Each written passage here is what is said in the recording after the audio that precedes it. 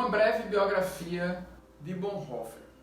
Apesar de pouco tempo de vida, Dietrich Bonhoeffer deixou um grande legado teológico, um legado impressionante, com um forte posicionamento político contrário ao movimento totalitarista, ao nazismo. Ele é responsável por uma grande obra sobre ética e sobre como nós devemos promover a justiça em nossa sociedade. Ele foi, sem dúvida, um grande mártir para o cristianismo e também para a humanidade de forma geral.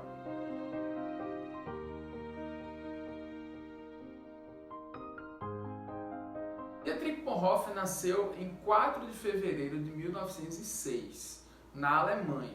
Ele estudou teologia em Tübingen, em Berlim e nos Estados Unidos. Após um período de muito trabalho, de perseguição e de resistência ao movimento nazista, ele foi preso em 5 de abril de 1943 e morto, executado em 9 de abril de 1945. Bonhoeffer ele foi pastor luterano, professor universitário em teologia, pioneiro do movimento ecumênico, um escritor, um poeta e uma figura central na luta contra o regime nazista.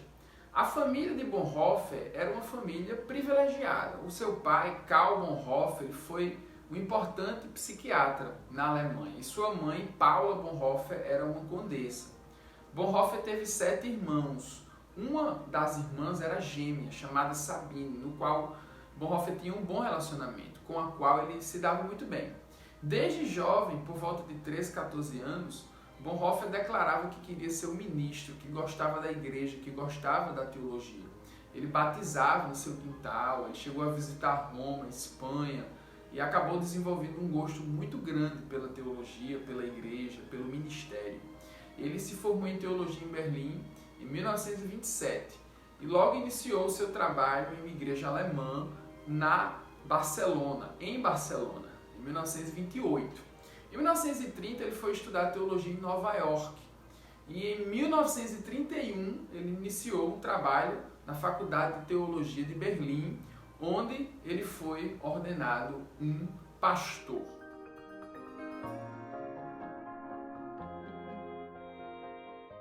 Sua carreira de teólogo começa na Universidade de Tübingen, lá onde ele se formou. Ele estudou com o historiador da igreja Adolf von Harnack, que o considerava um futuro historiador importante da igreja. Entretanto, Bonhoeffer seguiu mais uma área de concentração em dogmática. Ele associava o estudo da cristologia com a eclesiologia. A sua dissertação, A Comunhão dos Santos, foi publicada, ela foi encerrada, na verdade, completada em 1927, quando ele tinha 21 anos. Karl Barth, que teria uma grande influência sobre Bonhoeffer, depositava uma confiança muito grande em ouvir o conselho, em ouvir o que o Bonhoeffer dizia sobre como tratar o nazismo. Bonhoeffer chegou a dizer que, Karl Barth, melhor dizendo, chegou a dizer que Bonhoeffer seria um milagre teológico. Bonhoeffer, já de volta à Alemanha, depois de suas viagens, ele publicou uma segunda dissertação, que o título era Ser e Agir, trabalhando aí a relação do agir e do ser de Deus e de Cristo em sua igreja. A experiência de Bonhoeffer nos Estados Unidos, participando de comunidades negras no Harlem, um bairro muito conhecido pela cultura dos negros dos Estados Unidos, e o seu contato com alguns professores e alguns amigos, como, por exemplo, o reverendo Frank Fisher ou Paul Lehmann, que nós conhecemos, e o professor Reinhold Niebuhr, eles acabaram influenciando muito a teologia de Bonhoeffer para uma participação pública, ética, relevante socialmente. Lá ele presenciou, além da pobreza, o horror do racismo. Não é à toa que a produção de Bonhoeffer está muito ligada ao comportamento, à ética, ao discipulado, a uma vida cristã integral. Uma das mudanças significativas que ocorreu em Bonhoeffer nessa época era a preocupação em que ele tinha de cumprir e de viver o sermão do monte. Bonhoeffer inicia então na Alemanha uma grande jornada de crescimento como professor de teologia. Algumas palestras ganham destaque e são publicadas como livros. Um deles é A Natureza da Igreja, no qual Dietrich afirma que a igreja ela ficou à deriva, ela não deveria ficar do lado dos privilegiados, mas tinha de ter a coragem de incomodar, de alterar a idolatria secular.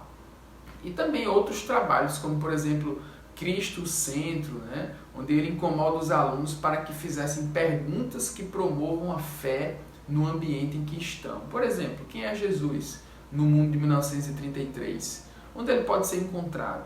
Porque para Bonhoeffer, Cristo era o judeu perseguido e dissidente na luta da igreja. Como se pode ver, mesmo diante do auge do nazismo, Bonhoeffer ele insistia em promover o pensamento cristão e a expor um cristianismo contrário aos ideais nazistas. E é aqui que Bonhoeffer começa seu alinhamento com o movimento ecumênico, né? Ele foi eleito em 1931 secretário juvenil da União Mundial para a colaboração entre as igrejas. Em 1933, ele passa a fazer parte do Conselho Cristão Universal, Life and Work. É uma célula do Conselho Ecumênico de Igrejas. Nesse momento, nós temos o crescimento da ideologia nazista, né? O movimento nacional socialista na Alemanha. Em 30 de janeiro de 33, Hitler ele se torna chanceler e aí grande parte da igreja romana e protestante se alinha aos pressupostos políticos nazistas. O grupo chamado Cristãos Alemães torna-se porta-voz da relação entre o nazismo e a fé cristã. Inclusive, há um livro muito bom, A Cruz de Hitler, da editora Vida, de Erwin Lutzer, que eu emprestei e perdi esse livro. Se eu emprestei a você, me devolva, por favor. É um clássico. Bem, mas nessa época, o que mais dividiu a igreja e despertou a polêmica envolvendo a fé e o nazismo foi o parágrafo ariano, que foi publicado, né, no chamado Sínodo Marrom, que é chamado Sínodo Marrom porque muitos já utilizavam uniformes nazistas, né? Então, segundo esse parágrafo, os arianos não poderiam se misturar, os judeus não poderiam ser ministros da igreja. E eles não se tornariam arianos nem mesmo com o batismo. Na verdade, nós temos igrejas que utilizam a suástica em seus paramentos litúrgicos. A participação de Bonhoeffer na luta contra o nazismo foi implacável. Em seu livro Ética, ele chegou a afirmar que a igreja deveria ter gritado contra o nazismo, mas ficou em silêncio. Bonhoeffer, porém, não desistiu de lutar contra o erro teológico e político no qual a igreja alemã estava caindo.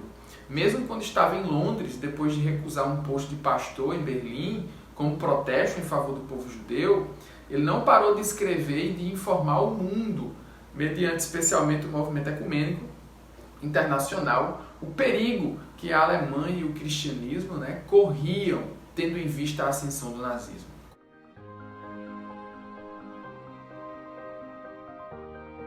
Diante de um cenário de incertezas e de um pequeno apoio dos cristãos protestantes, os líderes ortodoxos que não apoiavam o movimento do nazismo iniciaram uma mobilização maior. Em 1934, nascia a chamada Igreja Confessante. Essa igreja adotou a Declaração de Barmen, oriunda do sínodo do mesmo nome, ocorrido em 29 e 31 de maio de 1934. A declaração deixava claro que não era possível você ser cristão e apoiar Hitler. Nós repudiamos o falso ensino de que há áreas em nossa vida que não pertencem a Jesus Cristo, mas a outros senhores, declara. Bonhoeffer passou então a dirigir seminários clandestinos para a formação de líderes. Os primeiros a participaram eram jovens, né? Primeiro um grupo que se estabeleceu na região de Zingist, depois em Funkwold. Nestes seminários, a organização e a estrutura dos dias eram sistematizados por Bonhoeffer. O dia era composto por oração, meditação, leitura bíblica, palestras. Inclusive essas palestras ganharam um grande destaque, né? Especialmente aquelas sobre o discipulado. Delas nós temos o maravilhoso e indispensável livro O Discipulado. E é neste livro que Bonhoeffer denuncia os cristãos por buscarem aquilo que nós conhecemos como a graça barata, uma barganha com Deus. Os seminários foram importantes para a formação da luta contra o que acontecia na Alemanha. Entretanto, em agosto de 1937, a Gestapo, né, a polícia secreta da Alemanha, declarou ilegal qualquer atividade de formação de candidatos para a igreja confessante. Ele continuou na clandestinidade, mas em janeiro de 1938 a Gestapo baniu de Berlim e em 1940 ele foi proibido de falar em público. Bonhoeffer se sentiu sozinho e sem poder de influência na igreja confessante. Inclusive, ele chegou a renunciar do cargo de secretário de Aliança Mundial. Ainda em 1938, durante o 6º Sínodo da Igreja Confessante, um comissário do governo responsável pela igreja na Prússia ameaçou expulsar qualquer pastor que se recusasse a fazer o juramento de lealdade civil a Hitler. Entretanto, a igreja não lutou pela sua causa de liberdade e jogou a decisão para cada pastor individualmente. Assim, a Gestapo poderia identificar cada um e limitar a sua oposição. Bonhoeffer também se entristeceu quando soube da Noite dos Cristais, que ocorreu em 9 de novembro de 1938, e da falta de ação da igreja em condenar o episódio. Ele questionava: será que a igreja confessante nunca irá aprender que em questões de consciência a decisão majoritária mata o espírito? Nesse momento, Bonhoeffer foi para os Estados Unidos, fugiu da perseguição e da repressão para uma série de palestras a convite de seu amigo, Paul Lehmann, e também do seu antigo professor Reinhold Niebuhr. Porém, com a declaração de Godesberg em 4 de abril de 1939, que obrigava os pastores a devotarem-se ao trabalho político por Hitler, Bonhoeffer afirmou que cometeu um erro e que deveria voltar para a Alemanha. Então, ele escreveu aos seus amigos: eu tenho que viver este período da história nacional com os cristãos da Alemanha. Eu não terei direito de participar da reconstrução da vida cristã na Alemanha depois da guerra, se não compartilhar as aflições desse tempo com o meu povo.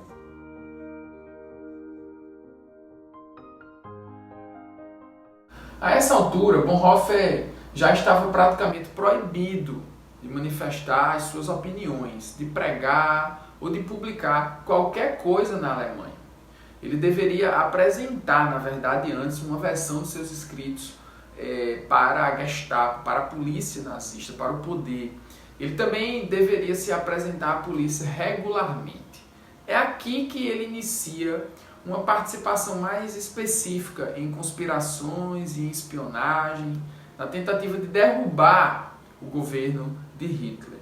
Hans von Dohnann, que era o seu cunhado, e o coronel Hans Oster, selecionaram trabalhos para Bonhoeffer, trabalhos específicos lá na Suíça. O contato de Bonhoeffer com agências ecumênicas facilitaram o processo. Foi nessa época que ele escreveu o livro Ética, uma obra que seria publicada póstumamente por seu amigo Eberhard Beck. Na verdade, os textos eram os últimos 4 fragmentos dos métodos de construção da ética cristã em meio à crise nacional da Alemanha.